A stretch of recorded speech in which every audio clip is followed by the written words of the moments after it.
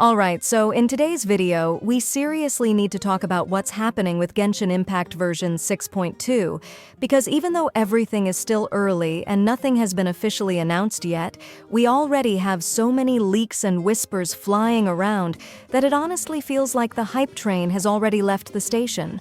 From a brand new Pyro Sword user with a dual form kit, to one of the most anticipated harbingers finally letting us control her in the story, to buffs for older characters that could change the meta. Yeah, there's a lot going on, and I want to break it all down so you know exactly what to expect, or at least what the leaks say we can expect.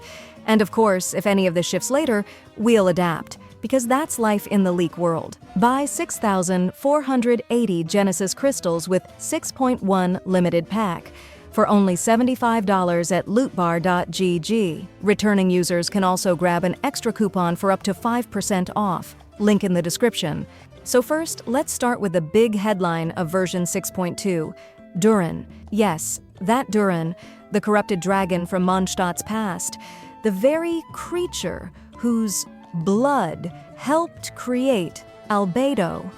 The monster we once fought on Dragonspine is finally stepping into the spotlight as a playable character. And honestly, his kit is wild in a way that feels both fresh and deeply tied to his lore. Leaks describe him as a 5-star Pyro Sword user, but he's not just another press skill, press burst, big number Pyro unit. His entire gameplay revolves around a dual-state system that reflects the two sides of his existence: purification versus decay. It's the first time Hoyoverse has taken a character's emotional conflict and turned it into a literal combat identity. It all begins with his elemental skill, which triggers something the leaks call essential transmutation. From that moment, you get to decide which form Durin takes. If you tap the skill again, he enters Affirmation of Whitening, dealing area of effect pyro damage and shifting into a more supportive mode where his attacks help the entire team.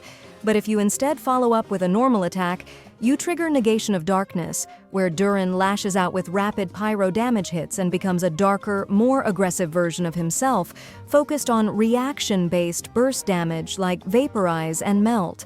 The form you choose then completely changes his elemental burst. In the Whitening state, the burst summons a white flame dragon that follows the active character and deals area of effect pyro damage over time. Perfect for team dynamics and resistance shredding to boost everyone's damage. In Darkness mode, you instead summon a Dark Corrosion dragon that targets a single enemy with heavier elemental burst damage, making this the form you want for bossing, quick swap rotations, and huge reaction pops.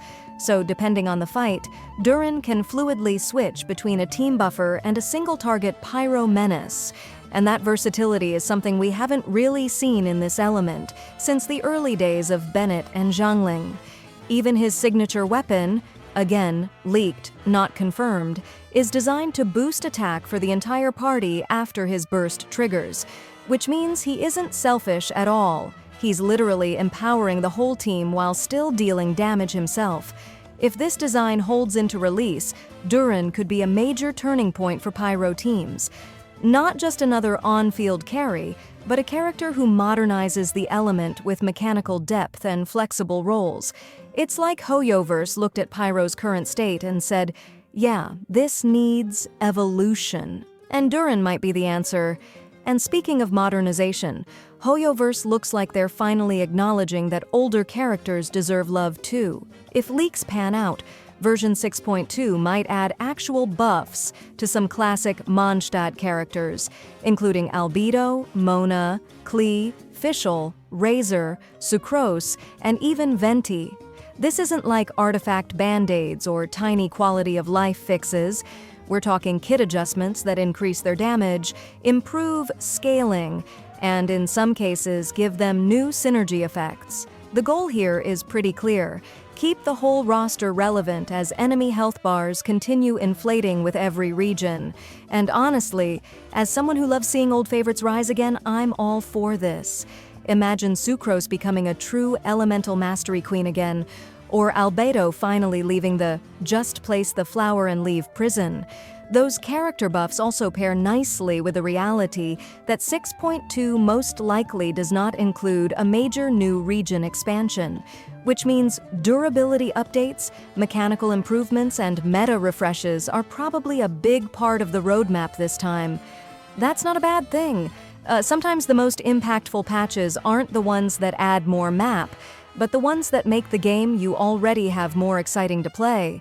But I think the biggest emotional moment for players, especially anyone who has been following Genshin lore from the start, is the possibility of Columbina, the Fatui damselette, finally becoming playable in some form.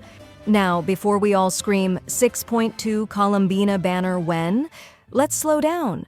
The leaks specifically state that she might be temporarily playable during the 6.2 Archon quest.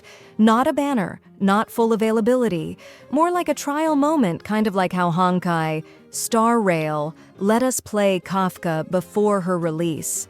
The restricted walk and slash version might still be on the table, but the leak wording actually says we'll be able to use her skill, and it even mentions a ring-throwing skill test. That sounds like actual gameplay input, not just cinematic combat. This lines up perfectly with Hoyoverse's recent release pattern. Give players a teaser, let them get attached to the character's presence and combat identity, and then drop the full banner in the very next version. So if Durin is the main banner for 6.2, then Columbina is strongly suspected for 6.3, especially since leaks say her internal character data is already close to final. And just imagine her gameplay reveal alongside her own haunting opera-style theme. Tell me that wouldn't break the internet. Even the element debate has gotten spicy because some leftover placeholder data listed her as cryo, while reliable leaker circles insist she's hydro, which fits much better with the region's identity and previous teases. Now there are skeptics, because remember Mavuika? Yeah, she was supposed to be playable in her first story appearance, and we all got jebaited. So even if the leak community seems confident, I'm still putting a big friendly "this is not confirmed yet" banner over this whole topic. But if this does happen, it might be one of the most hype moments we've had in a Genshin story quest in a long time. I mean, how often do you get to actually test drive a Fatui Harbinger? And that actually brings us to banners. While nothing is locked in, leaked banner roadmaps currently suggest Durin arrives first. Then reruns might include characters like Varesa, Zelonen, or even Venti returning to take advantage of those Anemo buffs we talked about. The puzzle pieces don't fully connect yet, so I'm keeping banner expectations flexible. But the takeaway is, Durin in 6.2 seems likely, Columbina likely soon after, and reruns sprinkled in depending on balancing needs. When it comes to the bigger picture of the update itself, the absence of a new region doesn't mean a lack of content. We could see a new seasonal event delivering a free 4-star weapon. Leaks suggest a bow with stats around 510 base attack at level 90, which is always great for free-to-play players and alternative team builds. And because buffs to older characters are rumored, this event weapon might even be designed to help modernize existing characters instead of only supporting new releases. Overall, 6.2 currently appears to be one of those versions where Hoyo focuses not just on pushing forward, but also on cleaning up the past. Introducing a flashy, new hero like Durin, while at the same time raising the power ceiling for characters many of us pulled years ago. And if Columbina really does give us a playable tease inside the story, that's like the cherry on top of a very spicy, very theatrical cake. So now I want to know what you think. Are you more excited about Durin launching with what might be a complex dual-form combat style? Are you secretly waiting to test Columbina the second she appears on screen? Or are you actually most hyped about finally seeing Albedo, Mona, or Venti climb back toward the top of the meta? Drop your thoughts in the comments because I really want to see which part of 6.2 has everyone buzzing the most. And if you want full coverage on everything Genshin Impact 6.2 and its lead-up into 6.3, from Durin's official kit reveal to the exact moment Columbina leaks explode all over the timeline, make sure to subscribe so you don't miss the updates when the beta starts dropping info like crazy. Thanks for watching, and I'll see you in the next one when we dive even deeper into the Harbinger chaos that's on the horizon. Buy 6,480 Genesis crystals with 6.1 limited pack for only $75 at lootbar.gg. Returning users can also grab an extra coupon for up to 5% off. Link in the description.